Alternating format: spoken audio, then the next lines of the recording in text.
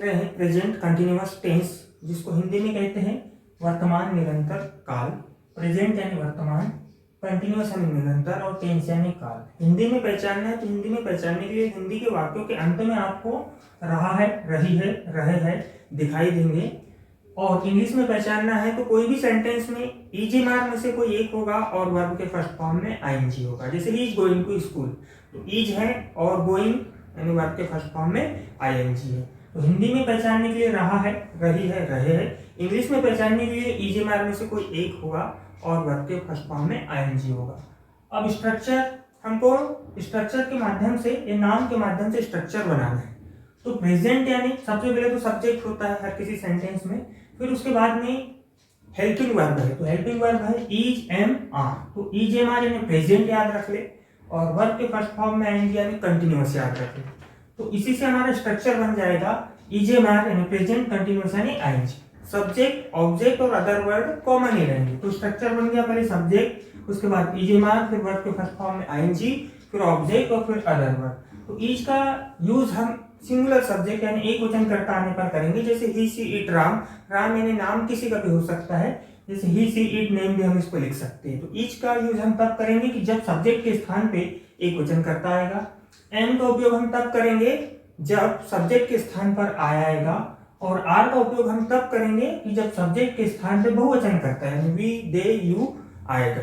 अब हम एग्जाम्पल के माध्यम से देखते हैं, अफर्मेटिव, नेगेटिव, इंटरोगेटिव बनाना सीखेंगे।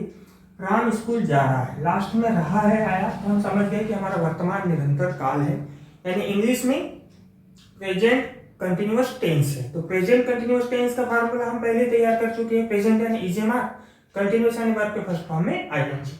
तो पहले हम सब्जेक्ट लिखेंगे, स्ट्रक्चर के अनुसार आ जाएगा सब्जेक्ट हमारा राम। उसके बाद में इज, एम, आर में से कोई है तो देखेंगे हम राम के साथ क्या आना चाहिए, इज। फिर उसके बाद में क्या करना है हमको, वर्ब का फर्स्ट फॉर्म और उसमें आईएनजी लगाना है। काम कौन सा हो रहा है, जाने का। तो जाने की वर्ब होती है गो और उसमें लगा देंगे आईएनजी। Ram is going. अब ऑब्जेक्ट और अदर वर्ब बचे हैं। तो Ram is going to school, ये बन गया हमारा affirmative sentence.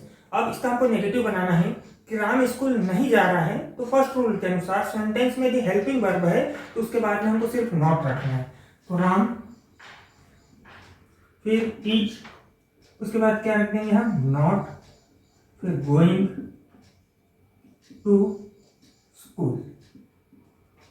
Ram is not going to school यानी राम स्कूल नहीं जा रहा है। अब हमको इंटरोगेटिव सेंटेंस बनाना है कि क्या राम स्कूल जा रहा है। तो फर्स्ट रूल के अनुसार यदि सेंटेंस में हेल्पिंग वर्ब है तो हेल्पिंग वर्ब को सामने रखे, फिर पूरा सेंटेंस लिखे और लास्ट में लगाए क्वेश्चन मार्क। तो सेंटेंस में हेल्पिंग वर्ब इज है तो इज राम गोइंग। क्या किया हमने, इस हेल्पिंग वर्ब को बाहर निकाल लिया, बाकी जैसे का वैसे लिखेंगे गोइंग टू स्कूल और लास्ट में लगा देंगे question mark. Is Ram going to school यानी क्या राम स्कूल जा रहा है।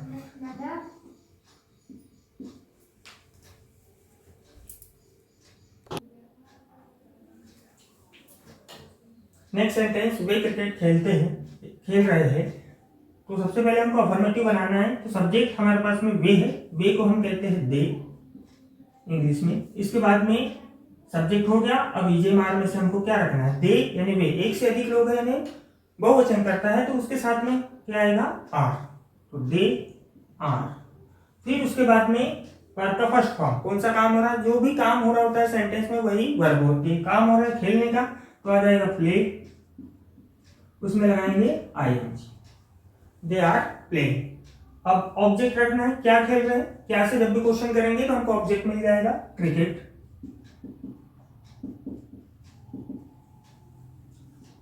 दे आर प्लेइंग क्रिकेट, वे क्रिकेट खेल रहे हैं। अब हमको बोलना है कि वे क्रिकेट नहीं खेल रहे हैं। दे आर प्लेइंग क्रिकेट का हमको अब नेगेटिव बनाना है। तो फर्स्ट रूल के अनुसार सेंटेंस में हेल्पिंग वर्ब है तो उसके बाद हम नॉट रखते हैं। यहाँ पे हेल्पिंग वर्ब हमारे पास में आर है तो they are not playing cricket. They are not playing cricket यानी वे क्रिकेट नहीं खेल रहे हैं। अब हमको इंटरोगेटिव बनाना है कि क्या वे क्रिकेट खेल रहे हैं। They are playing cricket sentence में हमको जब दिया हुआ है उसके बाद में हमको जब इंटरोगेटिव बनाना है तो ये ध्यान में रखना है कि सेकंड वाले वर्ड को देखना है कि दे के बाद में आर हमारा टू बी। हम जनरली क्या करेंगे, पहले दे फिर आर, जैसे यहाँ पे हमने आर के बाद नॉट रखा था वैसे हमको सेकंड इसमें आर को सामने लाना है, आर दे प्लेइंग क्रिकेट और लास्ट में लगा देंगे क्वेश्चन मार्क। तो इस प्रकार हम कह सकते हैं कि प्रेजेंट कंटिन्यूअस टेंस का जो स्ट्रक्चर यदि पता है तो हम ट्रांसलेट कर सकते हैं। प्रेजेंट यानी वर्तमान, वर्तमान काल हिंदी में हो जाएगा। प्रेजेंट यानी तीन चीज याद रखें, इज, एम, आर, और कंटिन्यूअस यानी तीन चीज याद रखें, वर्ब के